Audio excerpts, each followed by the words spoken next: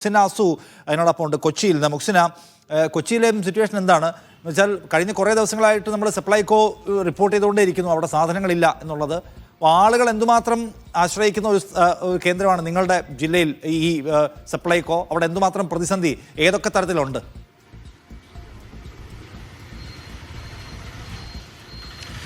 നിഷാദ്, മറ്റ് ബ്യൂറോകളിൽ നിന്നും പറഞ്ഞ അതേ കാര്യങ്ങൾ തന്നെയാണ് കൊച്ചിയിലേക്ക് വരുമ്പോൾ നമുക്ക് പറയാൻ സാധിക്കുക. ഞാനിപ്പോൾ ഉള്ളത് കടവന്ത്രയിലെ പ്രധാനപ്പെട്ട ഔട്ട്ലെറ്റിലാണ്. ഇവിടെ രാവിലെ മുതൽ നമുക്ക് പലരെയും കാണാം. ആളുകൾ വന്ന് ഈ വിവര പട്ടിക നോക്കി തിരിച്ചു പോകുന്നുണ്ട്. ഇവിടെ പല സാധനങ്ങളും നേരത്തെ നിഷാദ് സൂചിപ്പിച്ചതുപോലെ തന്നെ സബ്സിഡിയിൽ ലഭിക്കേണ്ട സാധനങ്ങൾ ഇല്ലാത്തൊരു പ്രശ്നം ഈ കടവന്ത്ര ഔട്ട്ലെറ്റിലുമുണ്ട്. ആളുകൾ ഇവിടെ വന്ന് അവർക്ക് ആവശ്യമുള്ള സാധനങ്ങൾ ഇല്ല സബ്സിഡിയിലുള്ളത്.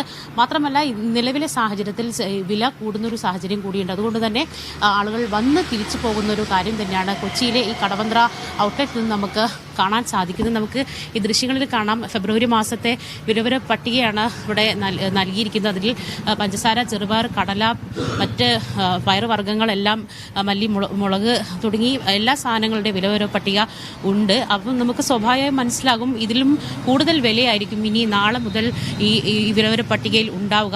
അതുകൊണ്ട് തന്നെ ആളുകൾക്ക് വലിയ രീതിയിൽ ബുദ്ധിമുട്ട് ഉണ്ടാക്കുന്ന ഒരു സാഹചര്യം തന്നെയാണുള്ളത്. കാരണം ഈ വിപണിയിൽ ലഭിക്കുന്ന വിലയിൽ വലിയ വ്യത്യാസം ഇല്ലാത്തൊരു സാഹചര്യത്തിലേക്ക് തന്നെയാണ് കാര്യങ്ങൾ പോകുന്നത്. 35% കുറവ് എന്ന് പറയുമ്പോൾ വലിയ രീതിയിലുള്ള ഒരു വില വ്യത്യാസം ഉണ്ടാകില്ല. അതുകൊണ്ട് തന്നെ ഇന്ന് ഇവിടെ ഈ വന്ന് നിൽക്കുന്ന സമയം മുതൽ പലരും വന്ന് മടങ്ങുന്ന ഒരു കാഴ്ച തന്നെയാണ് കാണാൻ സാധിച്ചത്. പലരിൽ നിന്നും ഈ നമ്മൾ ഇവിടെ വന്ന ഉടൻ തന്നെ സംസാരിച്ചപ്പോൾ പലരിൽ നിന്നും അകത്ത് സാധനങ്ങളില്ലാത്ത പ്രശ്നമാണ് കൂടുതലും ആളുകൾ പറഞ്ഞത്. അതിന് ഒപ്പമാണ് ഇപ്പോൾ ഇരട്ടടിയായി വീണ്ടും ഈ വില വർധനവ് അവരെ ഏറെ പ്രയാസത്തിലാക്കുന്നത് എന്ന് തന്നെയാണ് നമുക്ക് മനസ്സിലാക്കാൻ സാധിക്കുന്നത്. കൊച്ചിയാണ്. അതുകൊണ്ട് തന്നെ പലവിധ മറ്റ് സ്വകാര്യ സ്ഥാപനങ്ങളിൽ വലിയ രീതിയിൽ വിലക്കുറവുള്ള ഏരിയകൾ നോക്കി ആളുകൾ സാധനങ്ങൾ വാങ്ങാൻ പോകുന്ന ഒരു കാഴ്ചയുണ്ട്. എന്നാലും ഏറ്റവും സാധാരണക്കാരായ ആളുകളാണ് റേഷൻ കാർഡ് സഹിതം സബ്സിഡി സാധനങ്ങൾ വാങ്ങാൻ ഇവിടെ എത്തുന്നത്.